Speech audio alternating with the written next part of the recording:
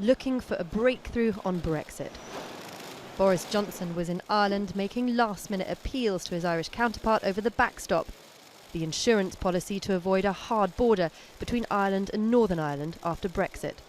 For a man who last week had Britain on course for a no-deal Brexit, his message was more diplomatic. I want to get a deal. Like you, I've looked carefully at no deal.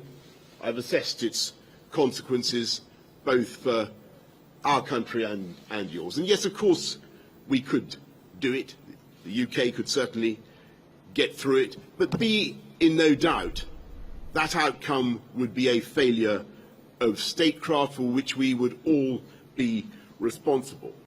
Meanwhile, in Westminster, Jeremy Corbyn and other opposition leaders met to plan their next steps.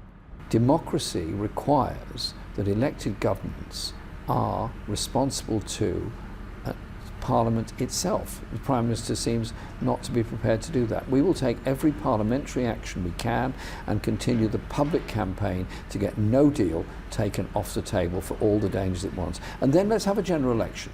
On Monday, a bill designed to block a no-Brexit deal becomes law. MPs will then vote on government plans to trigger an early election. But that vote is expected to fail.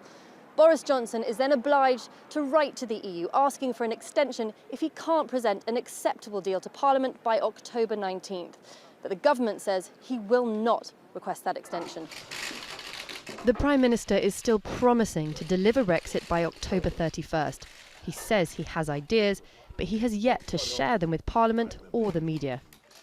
We're dealing with a Prime Minister here who is going around the country saying, well, I may not do what the law requires. Now, there's only one other way of squaring that circle, and that would be for the Prime Minister to resign.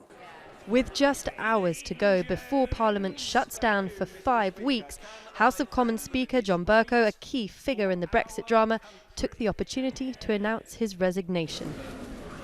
We degrade this Parliament at our peril.